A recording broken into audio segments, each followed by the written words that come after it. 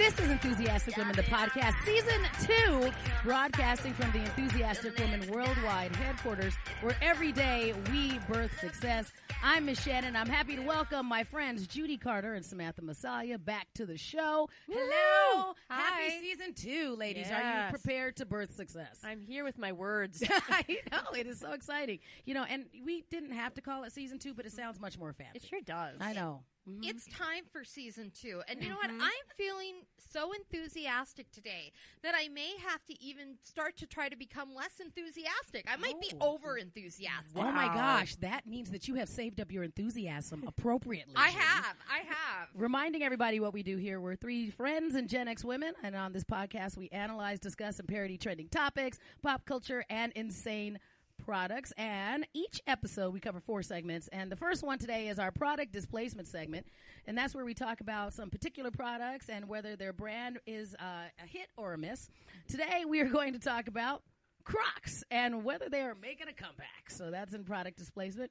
Then we're going to move on to our next segment. Did you see this? This is where we're going to discuss the woman, the movement, the absolute phenomenon, which is Dolly Parton today. Then we're going to move on to Does This Make Me Old? This should be a fun one. It's what they're calling the start of the generational Cold War. It's the world's current catchphrase, okay, boomer. That's on the docket today. And then our closing segment today, we have our Don't Crime segment. There's a man who used a very unconventional means to get ready for his wedding, and we're going to talk about all of that today. Are you ready, ladies? Ready. All right, here we go. About to go down. It's about to go down. This product displacement is brought to you by the Enthusiastic Women Online Network and our Enthusiastic educational series for kids. Today, Judy, you have that story about Crocs, right? Yeah.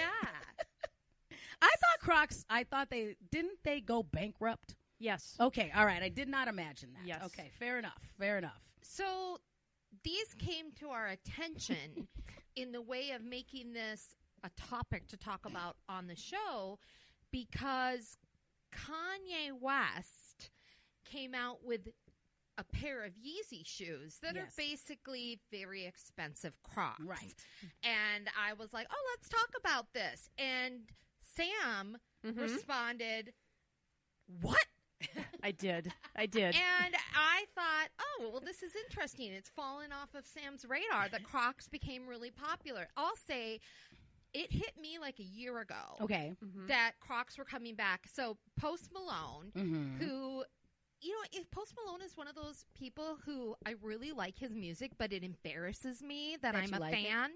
Yeah, because he's Post Malone, but Post Malone, he's a little fashion. I think he's emo rapper. That's what I call him. He's very emo for a rapper. He was a person that everybody, when the Fab Five got really popular, everybody on Twitter was saying, oh, do a makeover of Post Malone. And Post Malone was like, what's wrong with me? But I like it. I get everything from Postmates. They just bring it to my house. He was wearing Crocs with socks so much that this time last year, it got announced that he was doing a special collaboration with Crocs, like the Posty Crocs. And they dropped in December. And... I don't know, sometime last year, and they all sold out immediately. Within minutes. The thing about Crocs is that I spent a great amount of time weaning my child off of Crocs. And so now that they're popular again, he's like, oh, because they're every place. I was like, they're like, I won't even try them on because I'm worried that I'll be infected by their comfort and then decide that that's what I should wear because I find them quite hideous. Well, let's fast forward to the spring. Okay. Maybe then my daughter got a pair of white Crocs and started wearing them with socks. And I was like, of all the colors, why white? Because isn't that what nurses wear? It seems so odd. But then, you know, Ariana Grande started wearing white socks. And I thought, this is trendy. And you guys know what the Visco girls are, right? Yes. VSCO. And that's, you know, my daughter wears Birkenstocks with socks. She wears white Crocs with socks. It's the most, it was, you know, wasn't it about almost 5 to 7 years ago when that big normcore trend came around? Oh, yeah. Wait, which one was that again? That's where it very first came about, that you could wear things like your dad would wear, and it was fashionable. Okay, gotcha. And now now teenagers don't even see the irony in that. They just wear those clothes and they don't know that it was ever once stuff that like our dads would wear. That just is hardcore fashion for them. They don't know that it's retro or whatever once was. It's the first time fashion for them. It kind of makes makes white Crocs. Exactly. Yes. Or Birkenstocks. Or mom jeans. I feel or like mom jeans. That's what she wears all the time. Mom jean and backpack purses. Like there was one time I was in like I was at a brewery and I happened to have on my mom jeans because I'm a mom and I had on my backpack purse because I'm practical. And then a young lady came in and it looked much cooler on her. Yeah. But we were basically dressed in exactly the same outfit. Like I took a little twinsy picture with her. Yeah. So it went from sort of that garbage can trash fashion, but it could be cool from Post Malone to this is just cutting edge what the teenagers do, and it just seems like brand new fashion to 16-year-old girls. Totally. And I will admit that because of you guys bringing this to my attention, I am now Croc woke. And I have been... Congratulations, Samantha. Thank you. It has been a journey for me to learn about what has been going on with Crocs and that there are bejeweled Crocs and platform Crocs and they're starting to 3D print Crocs. And then you can get, I remember when you could still, before the bankrupting of the Crocs stores, you would go and you would see the kiosk that had all kinds of little different things that you could pop into, that you could pop into the little Croc holes so that you could jewel them. Gibbets. That's what they're called? Okay. Yeah. And I just looked at my son like, please stop wearing these. And then I could tell that they were getting back. This is when I noticed that they were coming back into fashion. It's because my kid's 11 now. And I've spent all that time getting him not to wear them. Now, my ex-husband, his father, is much hipper than I am. Much. I mean, exponentially more hip than I am. And so when Dominic came back home, my son came back home and had Crocs again, I'm like, these must be pretty hip if his dad bought them for him. Sure. That's totally what it was. Well, and then let's just say we don't know how much Kanye West Yeezy Crocs are going to be. They're not even going to be released until 2020. Should we but guess?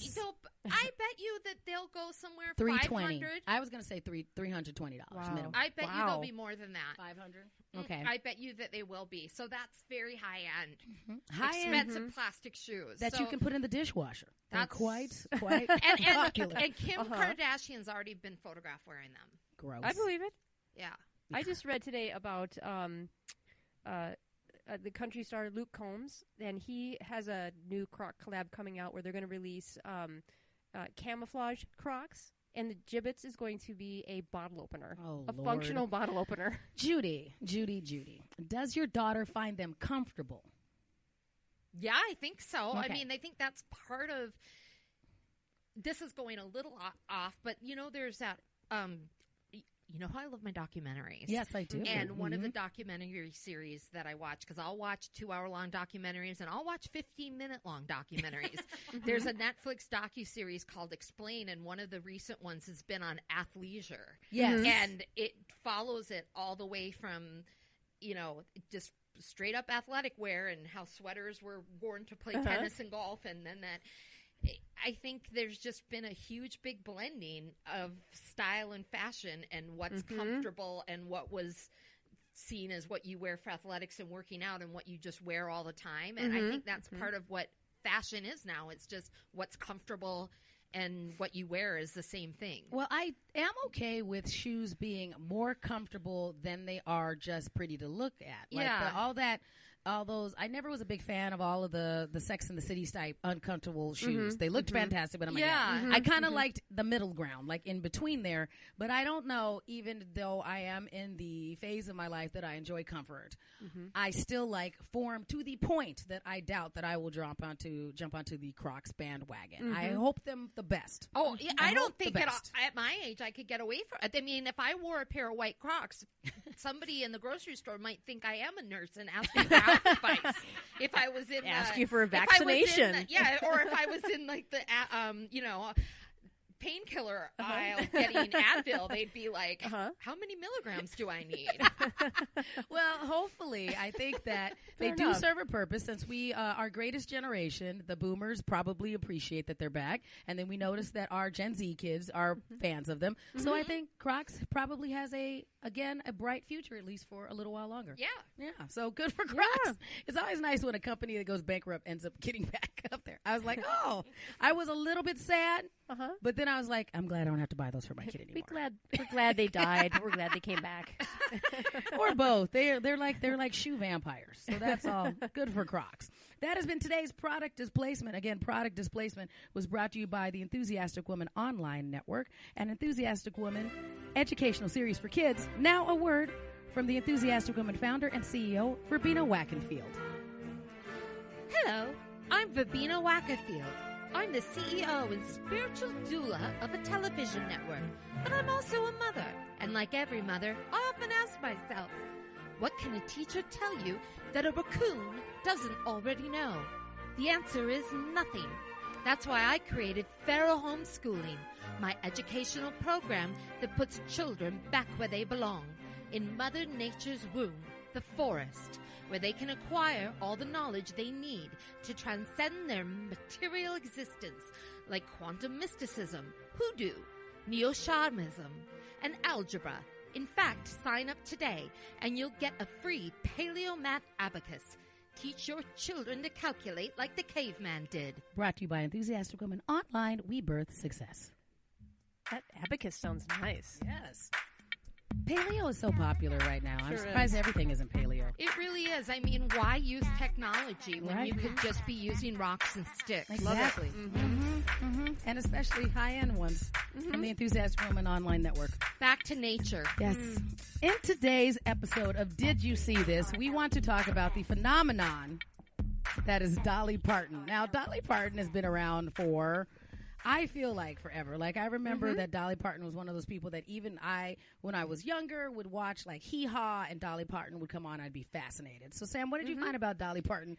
Dolly Parton's America. Yeah, so as you say, Dolly Parton is everywhere right now, and she's had this 50-year career. And what landed on our broadcast, or landed her on our radar a couple weeks ago, was the fact that she's launched a new podcast called Dolly Parton's America.